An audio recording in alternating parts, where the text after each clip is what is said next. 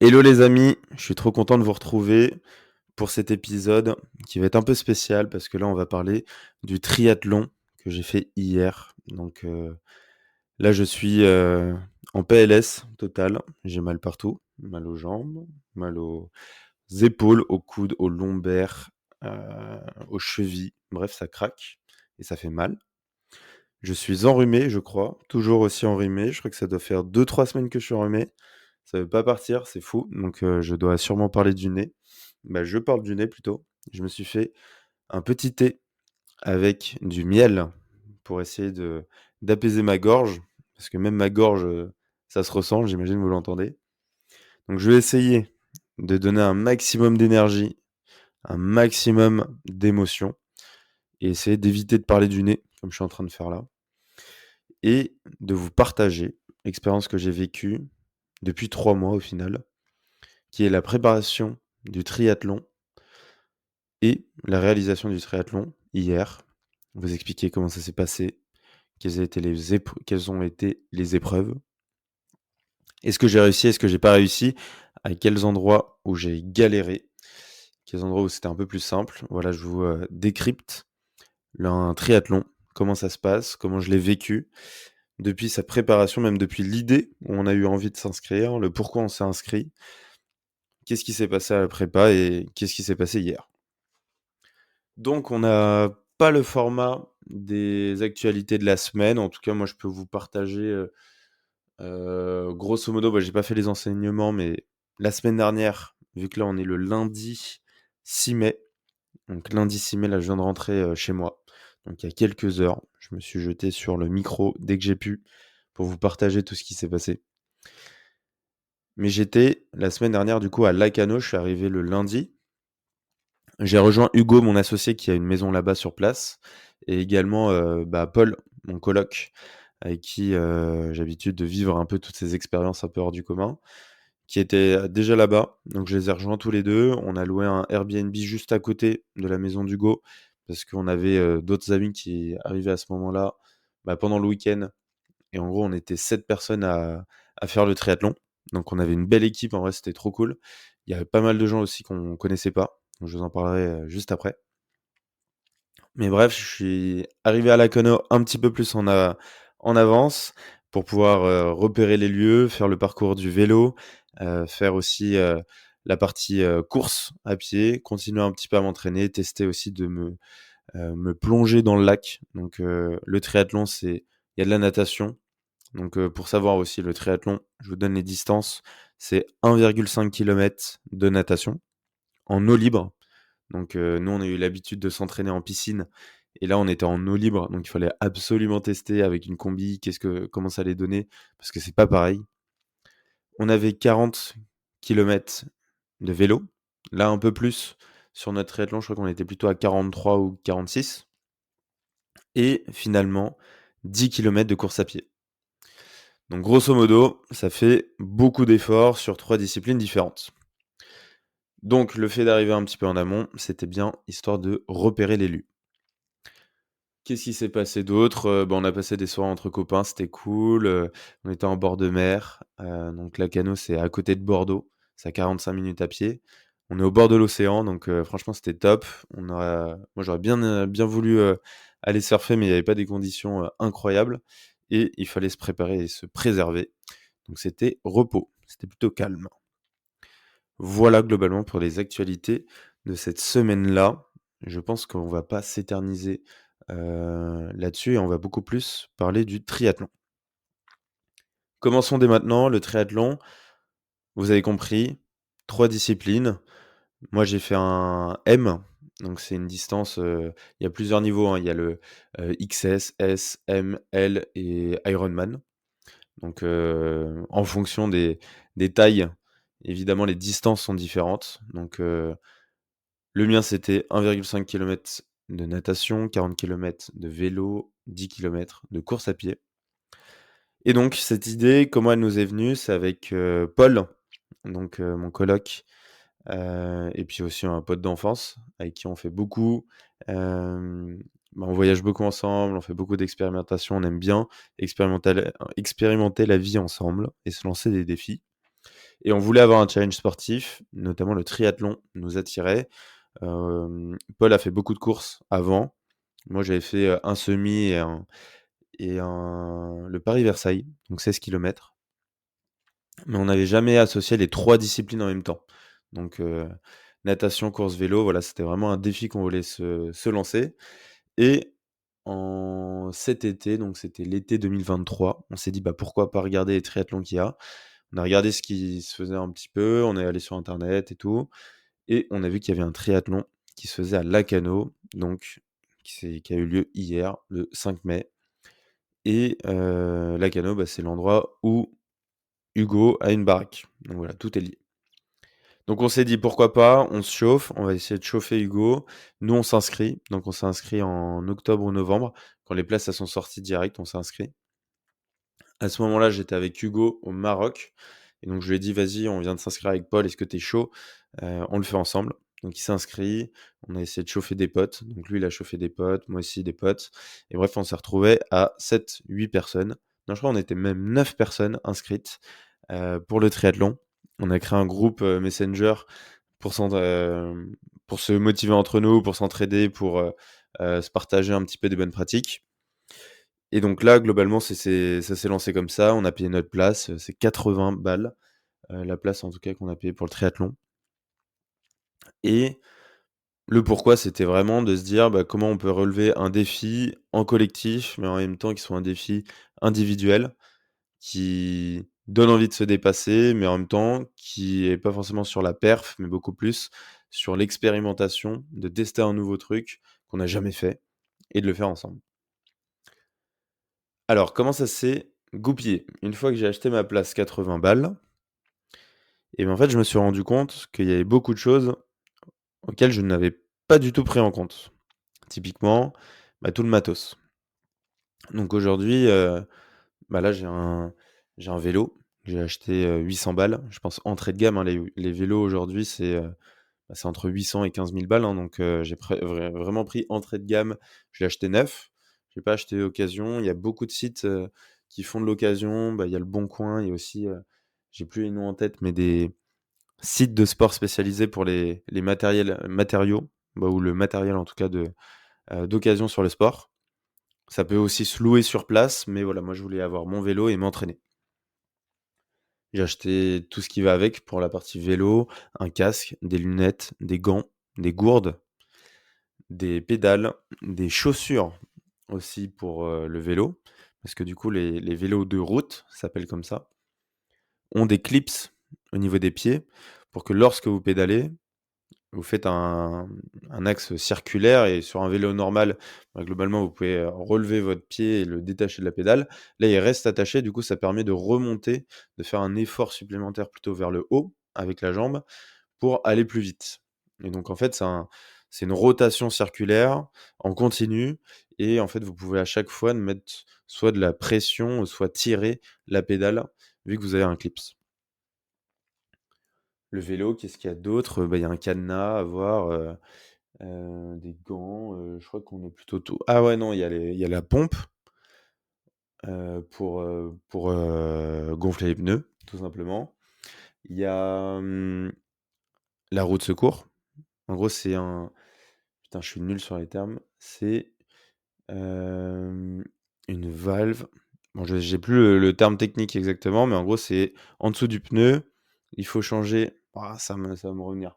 Mais il faut changer du coup la roue quoi, en caoutchouc qui est en dessous, où on met la pression et l'air, tout simplement.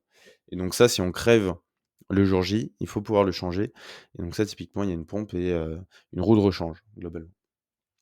Ensuite, natation, bah, bonnet de bain, lunettes et maillot, plutôt simple. Et la course, des chaussures, bah, j'ai déjà mes chaussures, casquette et globalement, c'est tout. Mais au fur et à mesure, plus on avance, plus on se rend compte qu'il y a besoin d'une combinaison aussi pour la natation, sur place, donc il faut la louer. Également, il faut des gels pour se nourrir, avoir de la nutrition.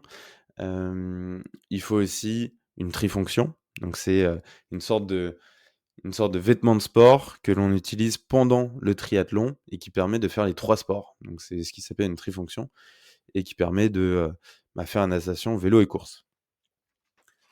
En fait, quand on s'inscrit à un triathlon, en tout cas moi je m'étais pas du tout rendu compte. Moi je pensais que je payais 80 balles et que ça allait être tout réglé et au final, je pense que ça m'a coûté le triathlon en tant que tel, avec même les abonnements piscine et cetera, parce que du coup j'allais à la piscine 2 à 3 fois par semaine.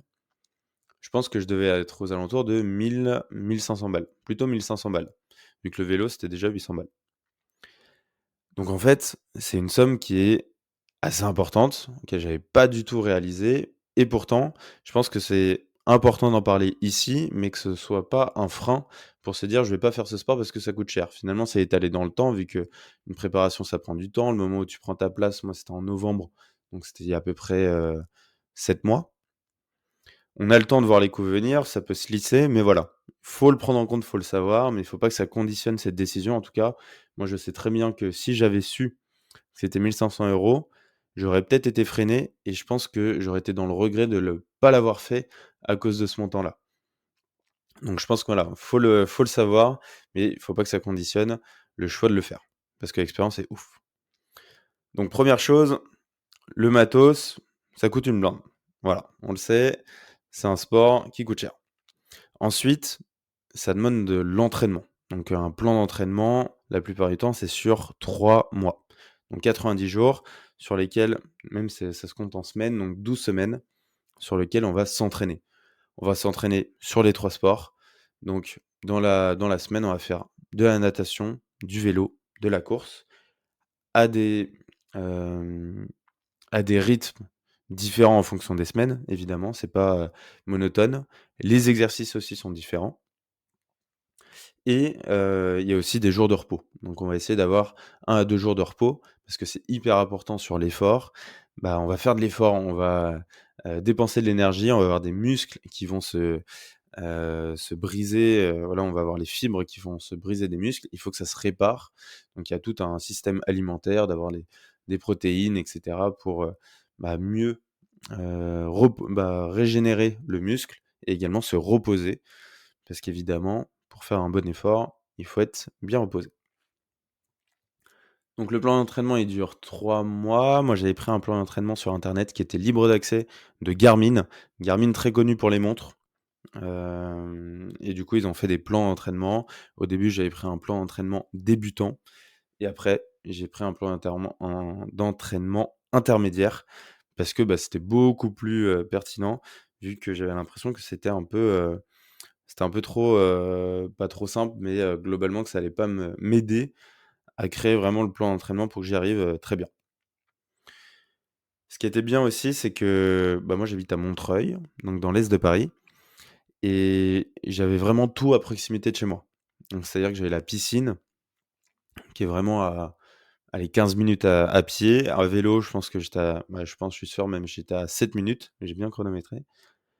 Le vélo, je suis à côté du bois de Vincennes, donc il y a une piste. Tout simplement, on peut faire des triangles.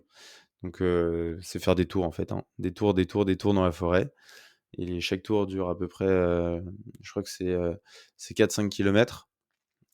Donc voilà, il y a de quoi bien tourner et finalement courir, mais il y a le bois de Vincennes aussi à côté et des pistes, d'athlétisme où on va pouvoir du coup faire des tours, faire du fractionné. Quand j'ai commencé mon plan d'entraînement, je me suis rendu compte que les exercices étaient un peu différents. Il fallait, calculer d'abord la VMA, ses zones de fréquence cardiaque, parce que du coup le plan va vous dire, par exemple courez zone 1 pendant 4 minutes, courez zone 2 pendant 2 minutes et cetera et cetera. Mais du coup, il faut bien déterminer ces zones en amont pour bien établir le bon plan et savoir à quelle fréquence courir. Donc ça, je l'ai pas du tout bien fait au début, que ce soit sur le vélo, la natation ou la course et du coup, j'y allais un peu au feeling. Donc je me disais: «Bon, tu cours un peu plus vite, bon là, il faut courir un petit peu moins vite».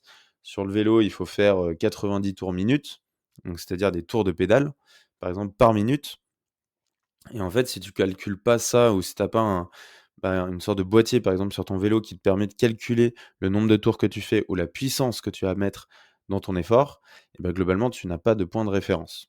Donc souvent, lorsqu'il y a des entraînements avec les 90 tours minutes et cetera, on va aller en salle de sport pour s'entraîner. Moi, je l'ai fait qu'une fois. En réalité, je me suis beaucoup entraîné plutôt à l'extérieur et je l'ai fait plutôt comme ça et j'avoue que j'ai pas du tout été assidu sur ces indicateurs-là qui sont, je pense, essentiels lorsque je referai, un triathlon. Évidemment, je prendrai ça en compte dès le début et même là, j'ai bien envie de calculer tout ça, pour me remettre un petit peu au sport. Mais je vous en parlerai un petit peu à la fin de la suite. Mon entraînement, il a commencé du coup en, donc là, on est en mai, mars, février. Donc c'était début février. J'ai commencé mon entraînement quand j'étais en Martinique. Donc j'étais vraiment pas chez moi à ce moment-là. J'étais en Martinique, au Vauclin, c'est dans l'est, de la Martinique. Je suis parti là-bas avec ma copine pendant un mois. On s'est dit qu'on allait travailler de là-bas. Donc c'était en vrai, c'était hyper sympa parce que le rythme, je me calais du coup sur les horaires françaises. Donc je commençais à 4 heures du mat, donc je me levais très tôt par contre.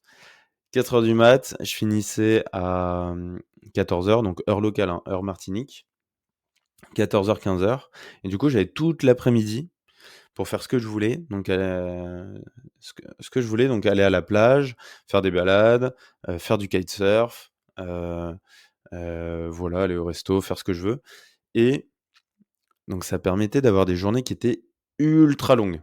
Mes journées, elles commençaient à 4 heures du mat, elles finissaient du coup vers 21 heures, 22 heures, donc je me couchais très tôt par contre, mais j'avais l'impression d'avoir 2 journées et je me demandais concrètement: «Mais qu'est-ce que je fais à Paris pour, ne pas remplir une journée comme telle quelle et qu'est-ce qui se passe en fait après 18h30-19 heures?»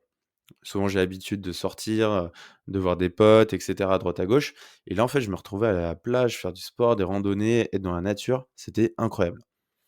Bref, tout ça pour dire que le début de mon entraînement, c'est a commencé dans ces conditions donc je me suis retrouvé à directement être dans de l'eau libre, ça on appelle ça comme ça, donc m'entraîner sur la natation directement dans la mer. Donc en fait, j'arrivais j'étais sur une plage, du coup et après je devais, faire, 1 kilomètre, 1 kilomètre 5 pour arriver sur une autre plage. Donc là, dans l'océan, c'est pas du tout le même game qu'en piscine. Il y a des vagues, il y a du vent, il y a des bateaux, faire attention. Moi, j'avais pas de bouée en plus, normalement, il faut accrocher une bouée. Là, j'avais pas de bouée du tout, c'était pas du tout safe et je recommande fortement de mettre des bouées pour la sécurité, très important. Il y avait des algues, il y avait aussi des rochers où il fallait faire attention et souvent quand tu nages, bah, tu nages, tu nages, tu nages, tu regardes pas du tout où est-ce que tu vas. Souvent, tu dérives très facilement et donc bah, c'était un peu tout le challenge de la Martinique pendant un mois de faire de la natation comme ça. L'eau était bonne, par contre, elle était très chaude, donc ça, c'était très cool et ça m'entraînait déjà pour le triathlon parce que le triathlon se faisait en eau libre et non en piscine, donc c'est quand même un avantage de s'entraîner en eau libre. Pour le vélo, j'ai commencé du coup à m'entraîner avec un VTT. J'avais pas du tout de vélo de route, j'avais pas commandé et cetera. Je voulais pas le commander à Martinique, ça avait pas de sens parce qu'il fallait que je le rapatrie. Donc je me suis dit: «Bon, bah, je vais essayer de choper des VTT sur place, des vélos de course à l'idéal». Il y a une personne qui m'avait prêté un vélo de course, bah, vélo de route, on appelle ça un vélo de route, mais moi j'utilise vélo de course pour vélo de route, mais bref, vous avez compris, en tout cas, c'est les vélos qu'on utilise pour le triathlon et bah, pas de bol, j'utilise le vélo. Au bout je pense des 2 premiers kilomètres, j'essaie les freins et les freins se pètent et du coup, bah, en fait, je peux plus du tout freiner. Donc je lui dis au gars: «Bon, bah, mon frérot, je vais te le rendre, je tiens à ma vie quand même» et du coup, je lui ai emprunté un VTT et donc je faisais, des grandes balades jusqu'à la montagne du Vauclin en VTT et bah, c'est très différent parce qu'on n'a pas la bonne posture, j'arrivais pas à mesurer bien les puissances. C'est pas du tout le même exercice, mais bon, je me disais dans tous les cas, ça travaille les jambes, donc go, on va partir là-dessus et on va s'entraîner en VTT et finalement, pour la course, ça, bah, j'avais mes chaussures, j'avais tout le matos, donc c'était nickel. Je me suis rendu compte après quand je suis arrivé à Paris que déjà, je chamboulais mes habitudes. Donc c'est-à-dire que là, c en Martinique, c'était simple. J'avais mes habitudes du matin, donc j'ai l'habitude de, avoir un peu ma routine, morning routine, on va appeler ça comme ça. Je me suis pas du tout inspiré du livre, même si je recommande ce livre qui est très bien, Morning Routine pour se mettre en action. Je pense qu'il y a beaucoup de choses à prendre, mais voilà, faut pas tout appliquer à la lettre et se dire: «Bah, si on applique tout à la lettre et que ça marche pas pour moi, en fait, il y a rien qui marche». Je pense qu'il faut, prendre plein de choses, de routines différentes et vous les approprier. Et dans mon cas, bah, moi, j'ai le sport le matin où je fais un peu de renforcement musculaire, la méditation, la douche froide, lire de temps en temps. Bref, j'avais ma routine sur place et je faisais le sport l'après-midi. Je suis rentré en France, il fallait que je m'organise pour, faire tenir bah, toutes ces heures on se rend pas compte, hein, mais toutes ces heures de sport dans mon agenda. Et en fait, moi, j'avais très peur d'ailleurs de m'engager dans un défi sportif de 3 mois, surtout quand on est entrepreneur, on a beaucoup de choses à faire, on a beaucoup de pression, on travaille, beaucoup et on a beaucoup d'urgences aussi à gérer. Et là, comment on pouvait, moi, je me demandais comment je pouvais mettre ça en place dans ma vie? Alors que, bah, j'ai plusieurs projets, j'ai une copine, ça prend du temps aussi, j'ai envie de passer du temps avec mes potes, avec ma famille. Je me disais: «Ouais, waouh, ça va être chaud». Donc nécessitation d'organisation. Donc j'ai planifié toutes mes séances quand je suis rentré en France et la plupart du temps, je faisais mes séances le matin, donc à la place de mes habitudes que j'avais avant. Et en fait, ça m'a tout déréglé. Par exemple, le lundi quand j'allais à la piscine, et ben, en fait, ça pouvait prendre, je sais pas, 1 heure 30. Mais par contre, le mardi, quand je faisais du vélo, bah, ça pouvait prendre 2 heures, le temps d'avoir l'équipement, d'aller sur place, paf, c'est des sorties un peu plus longues, donc ça prend plus de temps. Du coup, je commençais pas du tout mes journées de taf au même moment. Alors que moi, j'adore avoir justement ce côté cadrage de je commence à taffer à 8 heures, 8h30, je mange et cetera et donc là, c'était un peu chaotique, mais en même temps organisé. Donc c'était, il y a cette notion, que j'ai bien aimée de accepter le chaos, s'organiser au maximum au jour le jour, mais accepter le chaos et dans tous les cas, ça va avancer et ne pas être frustré. C'est un peu l'enseignement que j'ai tiré lors de mon retour en France. Je me suis rendu compte aussi, donc je suivais tous mes entraînements, jusqu'au moment où, bah, il y avait d'autres projets qui ont pris plus de place et auxquels, bah, j'ai laissé de la place. Donc c'est-à-dire, par exemple, on a fait un co-living avec Nomade, donc c'est un projet qu'on a créé avec Marion Carnero et Kylian Palermo, où on organise des séminaires entre entrepreneurs. On est parti au Maroc, donc on était à Tarazout et donc je suis allé sur place, là-bas et bah, typiquement, j'avais pas de piscine, j'avais pas de vélo. Par contre, je pouvais courir. Donc ça, la course, à chaque fois, c'est facile quand on voyage, mais piscine et vélo, c'est une galère. Mais je voulais quand même, tester de me baigner, notamment dans la mer et donc là, j'ai fait, une dinguerie qu'il faut surtout pas faire.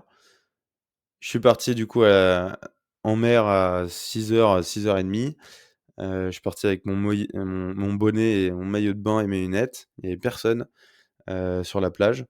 Je suis allé me baigner, je me suis baigné pendant 40 minutes dans les vagues, il faisait froid, c'était atroce. Je suis sorti, j'étais congelé.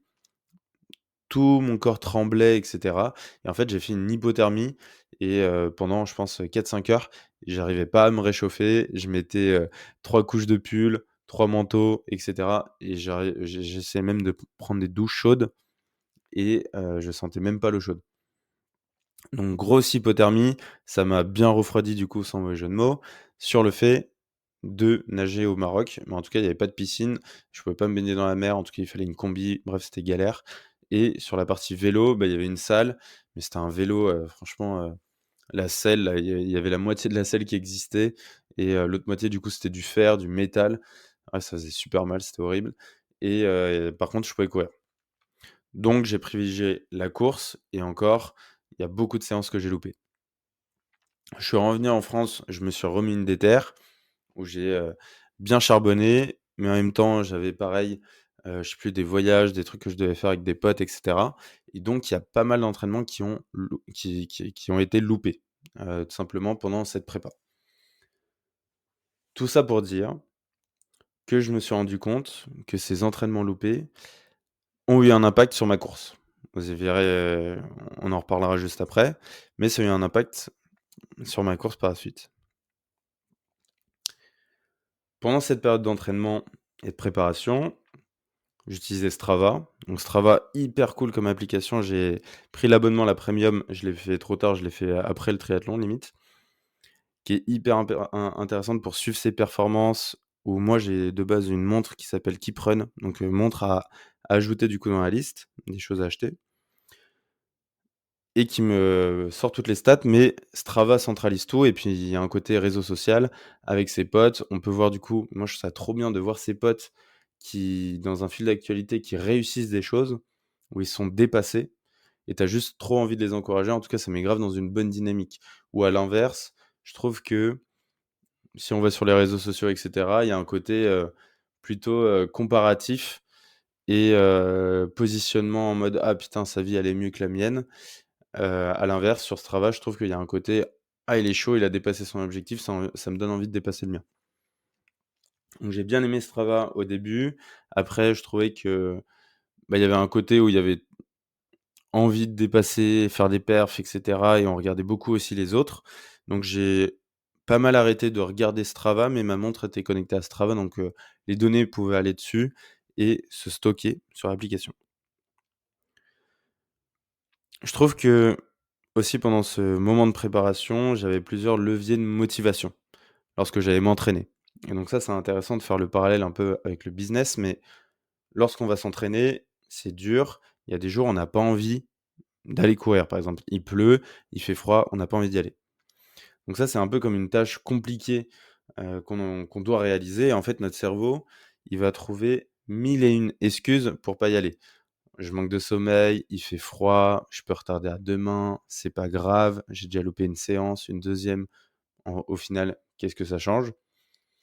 Et en fait, ce cerveau, il faut réussir à regarder justement ses pensées de manière très objective et comprendre les ennemis justement de, cette mise en action sportive.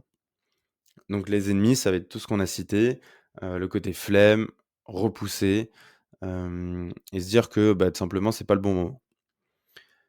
Donc j'ai compris un peu comment fonctionnait ce cerveau-là et sur la partie business, ça m'a beaucoup appris de voir les moments où, dès qu'il y a une tâche qui est un peu compliquée, paf, je vais me mettre à aller boire de l'eau ou je vais me mettre à, switcher et aller sur autre chose. Alors qu'à l'inverse, je pense qu'il faut regarder ça, comprendre pourquoi je switch et pourquoi je veux aller boire de l'eau, m'arrêter et me dire: «Attends, mon gars, tu y arrives pas là parce que tu as pas découpé». Donc ça, c'est aussi ce que j'ai appris avec le plan d'entraînement. Découper ta tâche, ma tâche qui est très grande d'aller faire un triathlon, découpe-la en entraînement, spécifique pendant 3 mois. Et en fait, ton succès et ton objectif du jour t'amènera à ton objectif final, mais focalise-toi sur l'objectif du jour et vois court terme. À des moments, il faut voir court terme, court terme, court terme pour avoir du résultat à court terme et être satisfait. Plutôt que se dire: «Bah, waouh, je dois faire, un triathlon, donc c'est très long et j'y arriverai pas du tout». Je sais pas si c'est clair?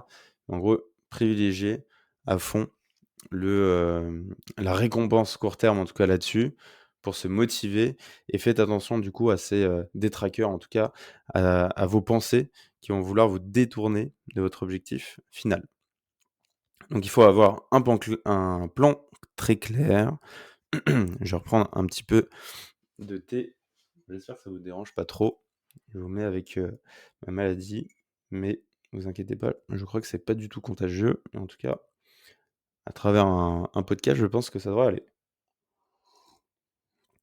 Petite gorgée de thé vert avec du miel pour apaiser la gorge. Ça fait du bien. Je m'étais aussi noté le fait de ne pas faire des séances 2 fois d'affilée. Je le dis mieux, de rater ces séances, je veux dire 2 fois d'affilée. C'est-à-dire, la première fois que tu casses ton contrat avec toi-même, justement de ce plan d'entraînement, donc tu t'entraînes, tu t'entraînes, tu t'entraînes, jusqu'au moment et ça arrive, ou peut-être qu'il y en a où ça arrive pas, mais en tout cas moi ça m'est arrivé, je loupe une séance. vient le moment fatidique où tu loupes une séance. Ça peut arriver pour plein de raisons, hein. Flemme, malade et cetera. Moi, je pense que moi, je dois avoir c'était pas le côté flemme parce que là-dessus, je suis pas mauvais, mais c'est plutôt, je pense que je devais être malade ou non, je devais reprendre l'avion pour revenir en France. Du coup, j'ai loupé la séance et là, ce moment-là désacralise totalement ce contrat et te met, en fait, une astérix à ce contrat en te disant: «Bah, en fait, là, j'ai l'impression que tu peux rompre le contrat et c'est pas grave. Il y a pas de problème. Il y a pas de conséquences directes». Par contre, la conséquence, tu l'as à la course. Tu l'as au moment où tu craches tes poumons et là, tu es dans la sauce. Mais sur le court terme, tu as pas de conséquences et du coup, il est très facile de se dire: «Bon, bah, en fait, je viens de louper une séance, c'est pas grave au final, il y a pas mer à boire. Pourquoi j'en louperais pas une deuxième ou une troisième?» Et ça devient beaucoup plus banal, en tout cas, ça désacralise justement cette rigueur vis-à-vis de l'entraînement. Donc très important de toujours se dire: «Je loupe une fois quelque chose, jamais ça arrive une deuxième fois». Et avoir toujours cette mentalité, on en a parlé, je crois, dans les épisodes précédents, de Atomic Habits, un livre qui, parle des habitudes et notamment ce fait de ne pas, casser une habitude 2 fois d'affilée. Parce qu'une fois que vous la cassez, trop, en fait, c'est fini, vous n'arrivez plus à y arriver. L'entraînement nécessite aussi de renoncer à certaines choses. Tu renonces à du temps avec tes potes ou du temps à chiller devant Netflix ou du temps de sommeil, du temps de taf, bref. Quand tu choisis de t'entraîner, de te lancer un défi comme ça, c'est du temps que tu prends et du coup, tu renonces à d'autres choses. Et donc ça, faut voir aussi si vous êtes prêt à renoncer à d'autres choses et surtout à quoi? Qu'est-ce qu'on va prioriser? Est-ce qu'on priorise du coup, bah, le taf, les potes, le sport? Et du coup, faut être prêt à faire ce sacrifice-là. Surtout si on s'entraîne et que c'est le premier triathlon, globalement, on est en exploration et du coup, bah, il faut avoir beaucoup, faut beaucoup se renseigner, il faut beaucoup, chercher, regarder des tutos, aller à droite à gauche, demander à des gens qui savent pour y arriver. Donc toujours savoir, voilà, quelles sont les conséquences qu'il y a derrière, ce choix-là et c'est pareil en business, si vous choisissez, je sais pas, de vous focaliser sur un objectif qui est améliorer le produit pendant ce mois-ci, c'est-à-dire que vous renoncez, si je prends mon exemple, moi je fais du produit et aussi de la partie vente. Si je fais plus de produits et que ça représente 70 de mon temps au lieu de 30 avant, je renonce à de la partie commerciale et du coup à du CA qui va, se générer sur la boîte. Donc voilà, bien mapper à chaque fois avant de faire des choix et prendre des décisions, les conséquences. Autre enseignement que je me suis mis, renforcement musculaire, hyper important.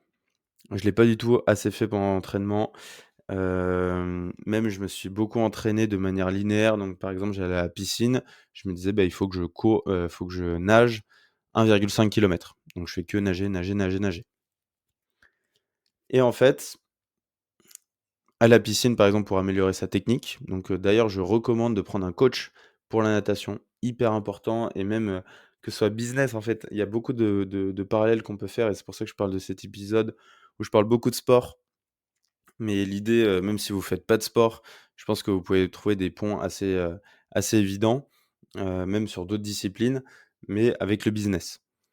Un coach, il va vous permettre du coup d'avoir la bonne méthode de natation et de vous faire prendre des bonnes habitudes. Parce qu'une fois qu'on a les mauvaises habitudes, on le sait, c'est très dur de s'en défaire. Un coach, j'ai pris beaucoup trop tard. J'ai dû le prendre, je pense, au bout du deuxième mois et il m'a réglé un peu ma technique de nage, mais c'était pas encore ça. Et la natation, du coup, quand je m'entraînais, je faisais 1,5 kilomètres ou 2 kilomètres et cetera et je m'entraînais pas du tout à faire juste qu'avec les bras, utiliser, des palmes ou utiliser, il y a des trucs qu'on peut mettre sur les doigts.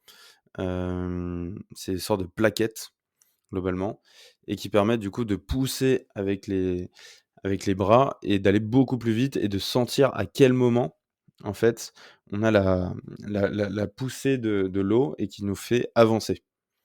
Et donc ça, on peut pas le détecter, en tout cas pas assez seulement avec nos mains. Donc, on a une plaquette qu'on met sur les bras pour vraiment sentir ce mouvement-là et s'améliorer. Et en fait, je me rendais pas compte qu'il y avait énormément de choses autour que seulement nager, nager, nager ou courir, courir, courir. Pareil, je faisais que des runs où je courais, je faisais pas du tout de fractionné, j'améliorais pas forcément le cardio.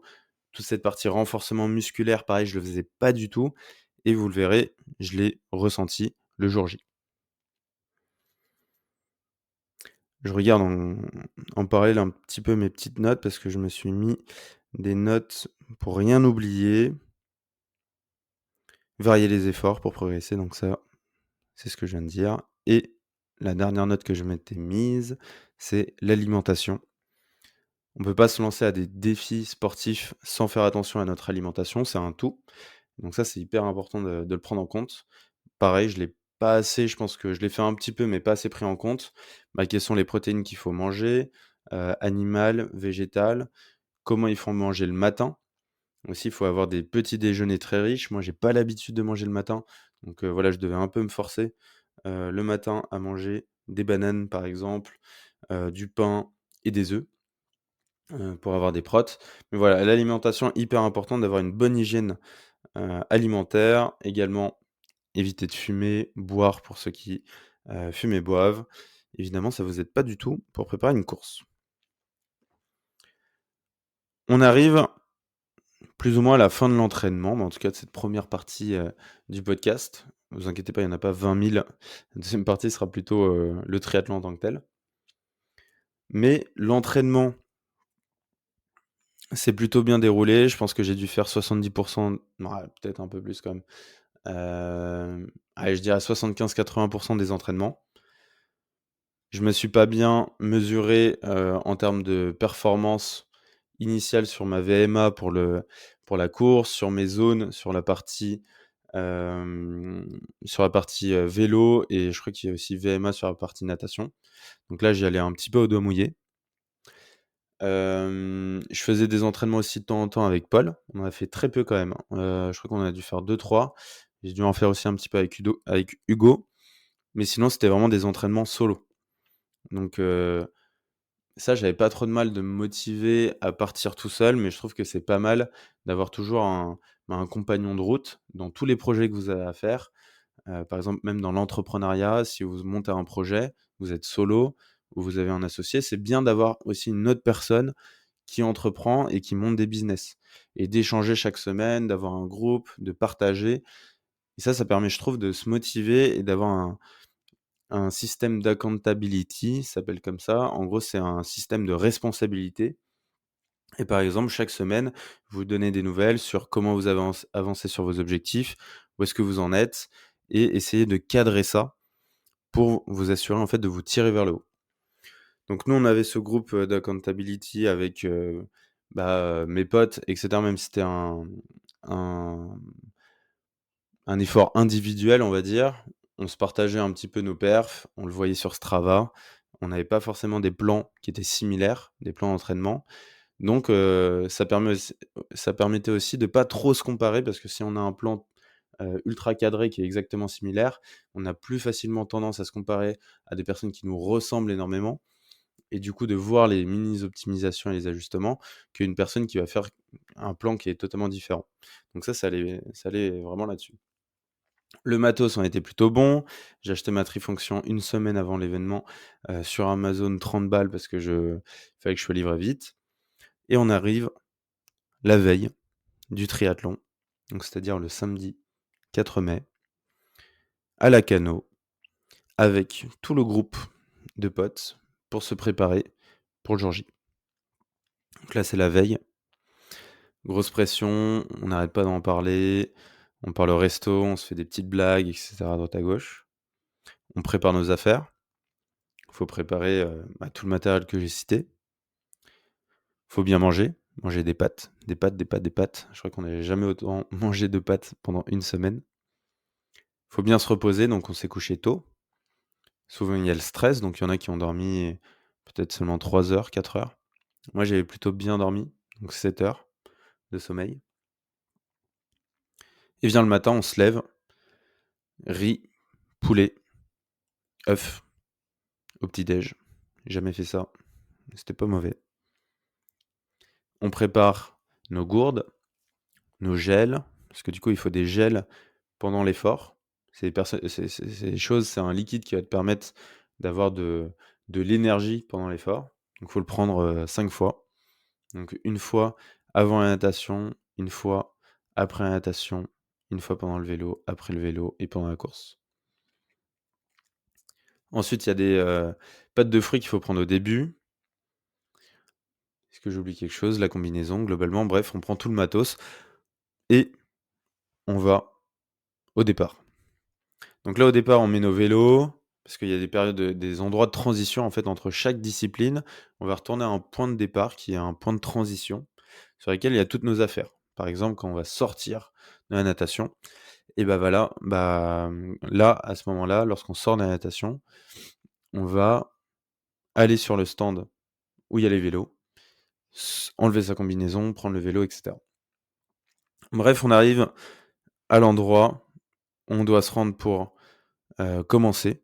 Donc on est sur la ligne de départ, on est sur la plage, tous en combinaison, maillot de bain, en dessous trifonction, lunettes, bonnet, on est tous là, alignés avec les poteaux, on se fait des gros câlins, en souhaitant d'y arriver. Il y a Hugo au loin, du coup mon associé, qui nous filme, parce que lui, je rappelle, il s'est blessé 2 semaines avant l'événement au karting, il m'est rentré dedans et il s'est fait mal.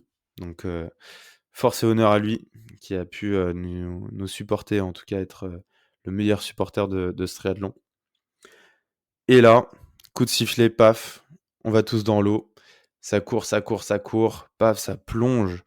Après, on a toujours un peu pied, donc on continue de courir, on replonge, tac, on fait une sorte de dauphin pour prendre un petit peu de vitesse. Et là, tu nages. Tu nages le crawl. On était 500 sur la ligne de départ. Donc on se prend facilement des coups de pied, des coups de coude. Il y a des gens qui nagent à côté de nous, qui vont de travers, qui nous coupent la route. C'est un énorme bordel.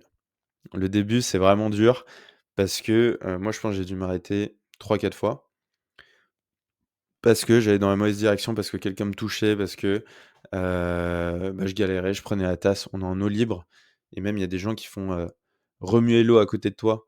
Donc tu te prends de l'eau dans la gueule et du coup, ça devient très compliqué. Mais t'avances, tu nages, tu nages, tu nages. Il y a toute une ligne droite. Ensuite, tu vas à gauche et après à gauche qui te refait une ligne droite pour retourner, du coup, juste à côté du point de départ. Moi, sur la natation, j'étais plutôt confiant. J'ai fait quelques brasses au niveau des bouées. J'ai frôlé les bouées. Je me suis vraiment retrouvé solo souvent. En fait, souvent, tu vas suivre le nageur de devant qui va te donner un peu le cap. Mais toi, il faut que tu lèves un peu la tête à chaque fois pour regarder si tu bien au bon endroit. Donc ça, c'est très compliqué à faire comme move parce que ça te ça t'enlève un petit peu de ta position initiale. Donc tu dois faire ça, tu dois faire ça. Moi, je le faisais pas assez bien, mais en tout cas, je me retrouvais tout le temps collé aux bouées et du coup, je les frôlais, j'ai dû toucher 3 bouées, à chaque fois et du coup, ce qui me permettait d'être à chaque fois tout seul sur ma ligne. Où les autres, ils étaient un peu dans le peloton, à se regrouper. Du coup, moi, ça me faisait aussi des distances qui étaient beaucoup plus coupées, plus courtes. Je sais pas si c'est un bon conseil de faire ça, mais en tout cas, moi, ça a plutôt bien marché. Je suis sorti de l'eau, je crois que j'ai mes temps en tête, mais globalement, j'ai dû mettre je vais essayer de trouver ça sur Strava. Hop, je prends mon téléphone qui a 2, c'est pas énorme. On va voir si ça va tenir le coup. Ouais, j'ai fait ça en 32 minutes et allure moyenne 1,57. Donc ce qui est plutôt pas mal. Donc je sors de l'eau, j'enlève ma combi, transition, je dois prendre mon vélo et là, hyper galère. La combinaison, elle te colle, à chaque fois, tu dois passer le coude droit, le coude gauche, les genoux, les chevilles. Bref, je pense que j'ai dû perdre au moins 5 minutes juste sur la combinaison. Après, tu dois mettre une petite veste. Moi, j'ai mis un gilet en gros pour le vélo, pour me couper du vent parce qu'il y avait pas mal de vent. Ensuite, tu prends ton vélo, tu mets ton casque, tes lunettes. Moi, j'ai oublié mes lunettes. Tu mets bien tes gels, tu prends tes gourdes, etc. Tu sors avec ton vélo, tu cours avec ton vélo jusqu'à une zone où là, tu peux monter dessus. Donc là, tu commences à monter sur ton vélo et là, tu pédales. Tu commences à bombarder et là passe du coup la deuxième étape, le vélo. Le vélo, je savais que c'était pas forcément mon point fort, mais je pensais pas non plus que c'était mon point faible. Et ben, j'avais totalement tort. Sur les entraînements, vous vous rappelez, il y a pas mal de fois où j'ai loupé les sessions de vélo, notamment quand j'étais au Maroc, etc., quand j'étais avec mes potes. Globalement, il me manquait des kilomètres. Donc je pense que j'ai pas du tout assez mangé de kilomètres. Et du coup, quand je me suis retrouvé au vélo, déjà la transition natation-vélo, en fait, tes jambes, tu bougeais pas tant que ça, tu bougeais beaucoup ton haut du corps, et là, c'est l'inverse. Donc il m'a fallu déjà 3-4 kilomètres pour bien capter, me remettre dans le mood et avoir les bons mouvements et les bonnes sensations. Sur le vélo, il y avait quelques petites montées au début, mais je sais que c'était pas mon point fort et je me rends compte en fait que c'est le point fort, ou en tout cas que les gens sont plutôt bons là-dessus. Souvent les triathlètes viennent du cyclisme ou de la course. En fait, ils sont très bons en cyclisme ou en course, ils font des marathons et ils se disent: «Bah, j'ai envie de me mettre un challenge qui est le triathlon», et souvent ils sont pas très bons en nage. Et donc là, je me suis retrouvé à me faire dépasser, mais des dizaines et des dizaines et des dizaines de fois. J'avais l'impression d'être, vraiment au ralenti. J'ai l'impression que je freinais, quoi. Et eux, ils bombardaient, j'ai l'impression qu'ils avaient des moteurs et ils me dépassaient, me dépassaient, me dépassaient. Et moi, c'était dur, quoi. J'avais mal aux jambes. Dès que je mettais de l'effort, j'avais l'impression que c'était lourd. Et en plus, je me disais: «Mais waouh, il me reste après 10 kilomètres à pied». Donc là, moi, j'avais 40 kilomètres à vélo de fer. Même un peu plus, du coup, parce que le parcours était un peu plus long. Donc je pédale, je pédale, je pédale, paf, je vois même des potes à moi là, du coup, qui étaient, avec qui on faisait le triathlon, qui me dépassent. Donc ça met un coup au moral, parce que tu dis: «Waouh, bah, trop cool, bien joué pour lui», mais tu es en mode: «Ah merde, moi, il faut que je cravache». Et j'avoue que le vélo, c'était dur. En plus, il y avait du vent de face.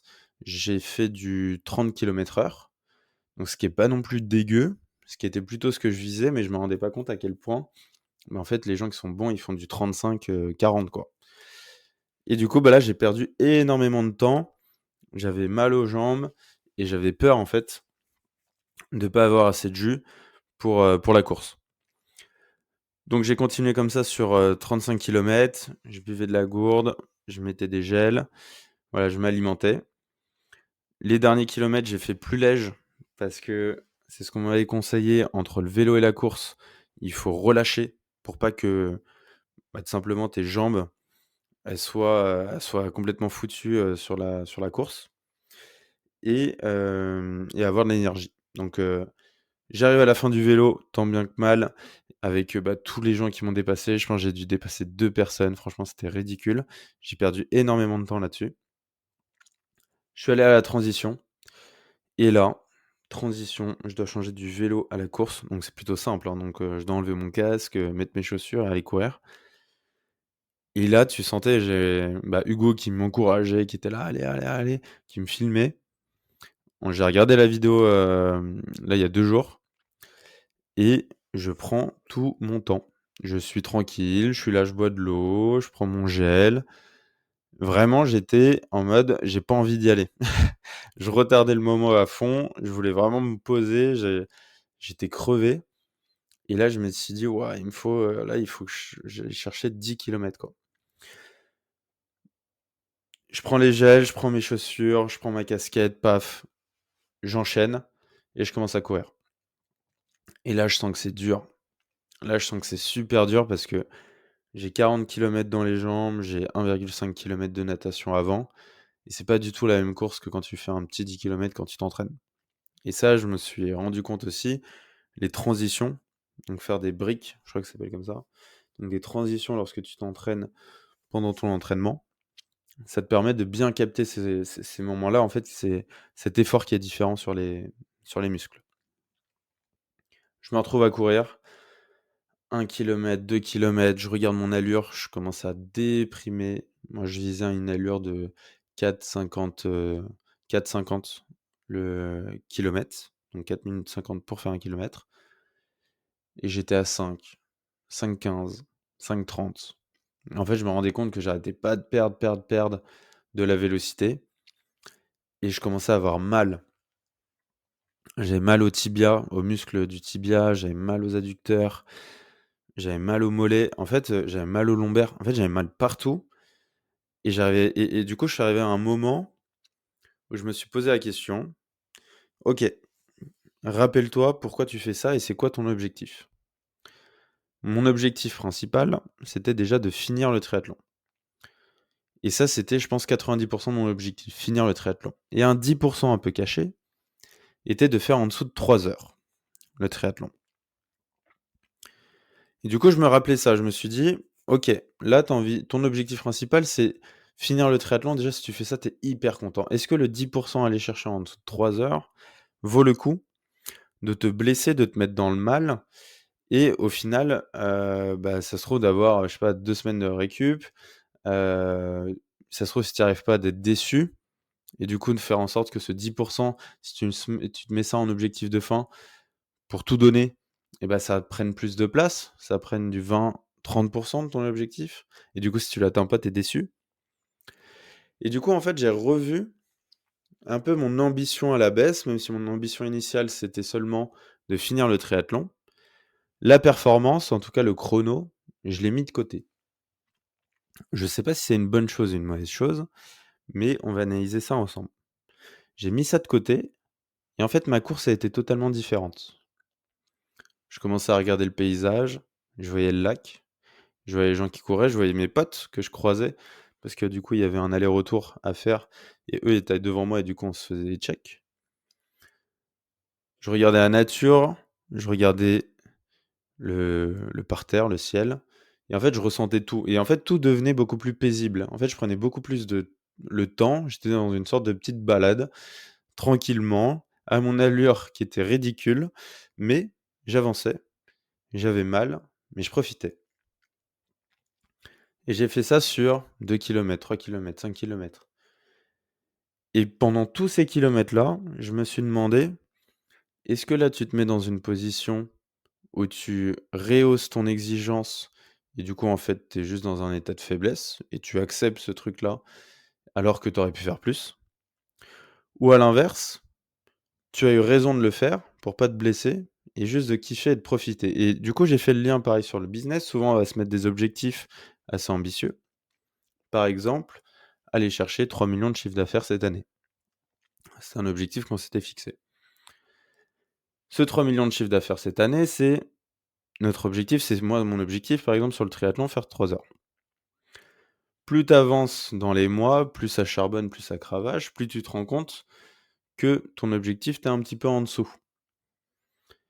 Et du coup, est-ce que tu gardes cet objectif, mais du coup, tu mets l'effort qui est très conséquent au risque de prendre du temps sur ta vie perso, être fatigué, trop travailler, faire un burn-out?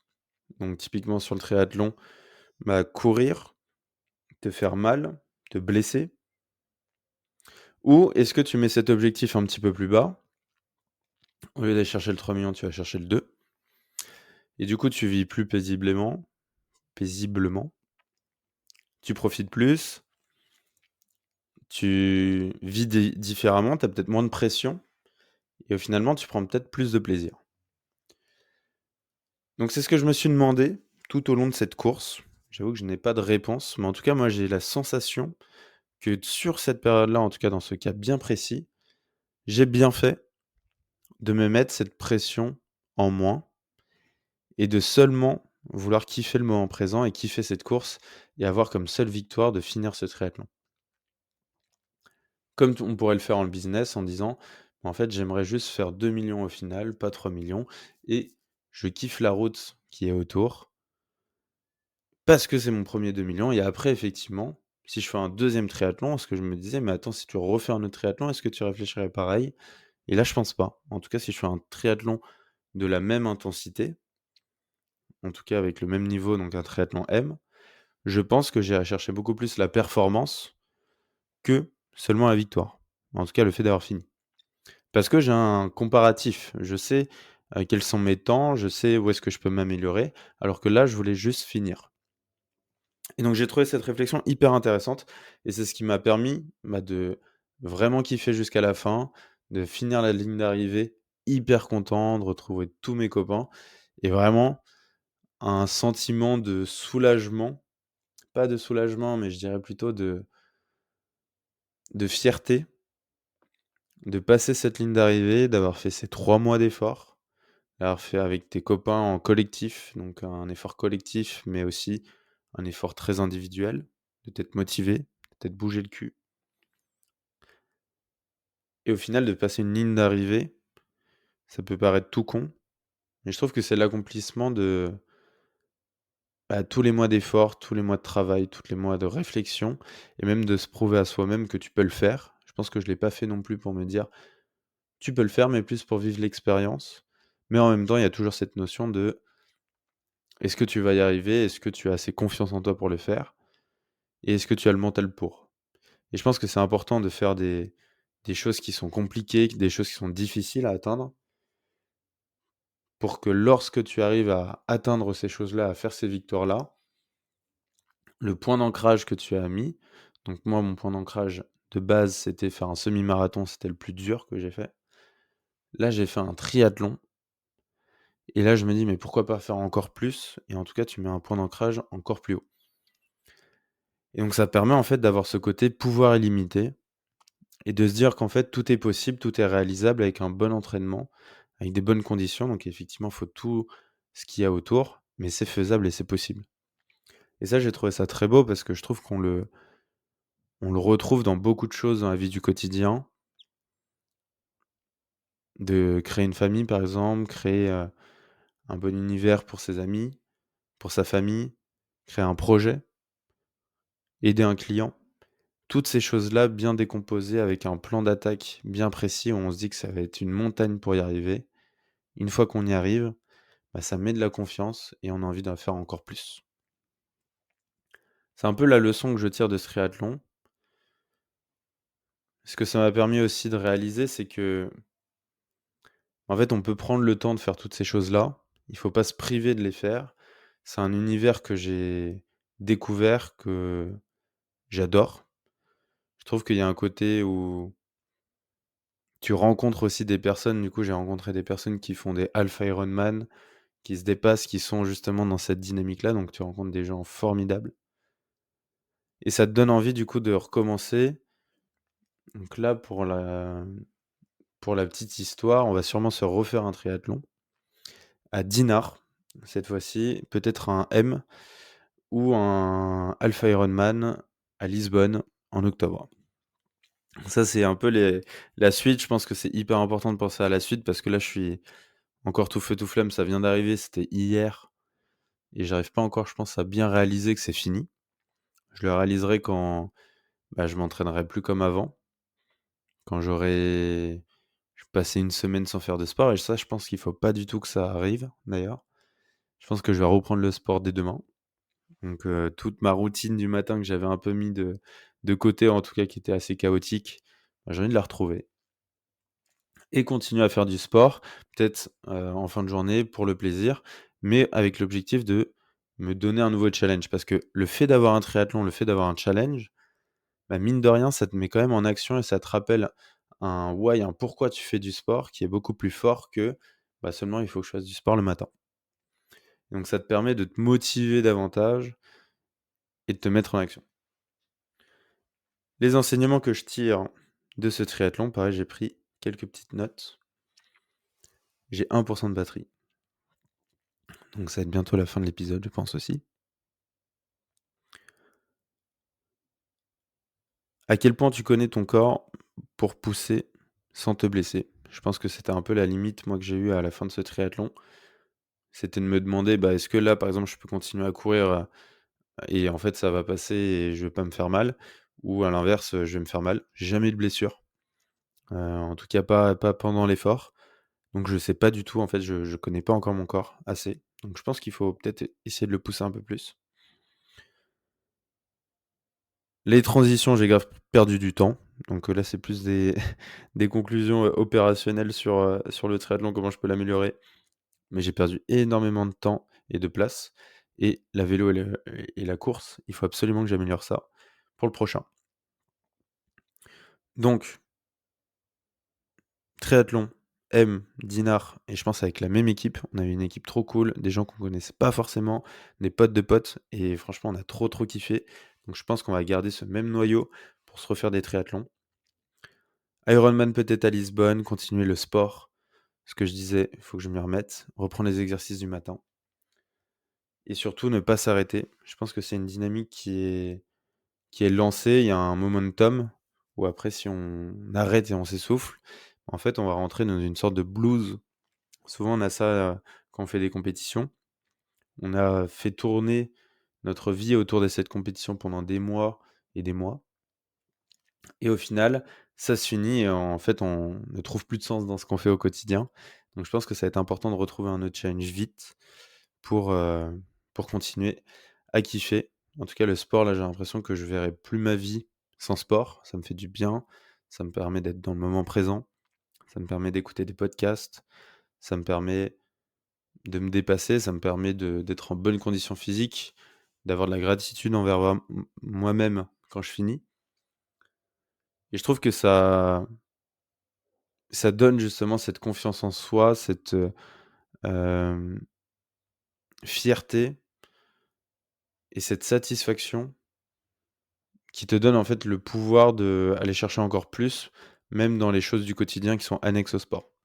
Donc je pense que c'est vraiment quelque chose à faire, que ce soit le sport, l'art ou des projets autres que l'entrepreneuriat. Ça permet déjà d'éclaircir un petit peu son esprit et surtout, bah, de se donner de la force, sur les autres thématiques de sa vie, sur les autres piliers que l'on gère de sa vie. Je pense que ce sera la nature d'un podcast aussi, où je parlais des différents piliers qu'on a dans notre vie et ça permet, bah, du coup, de gagner la confiance en soi au maximum et la j'ai pas le deuxième mot, c'est la confiance en soi et la bon, j'ai pas le deuxième mot, mais c'est, l'image qu'on se donne à soi-même, globalement. Je vous laisse sur ces belles paroles, parce que là, je suis à la fin de mon énergie, je suis crevé, il faut que je me mouche en plus et faut que je mange parce que j'ai la dalle. J'ai dormi, 3-4 heures parce qu'on a fait la fête hier pour fêter la fin du triathlon. Je le ressens et bah, je vous dis au revoir, bonne nuit, bon run, bon début de journée en fonction de où et quand vous écoutez cet épisode et les prochains épisodes traiteront sûrement d'un livre que j'ai lu sur, la sagesse. Je vous en dis pas plus et je vous concocte, des petites thématiques assez douces. À très vite. Ciao.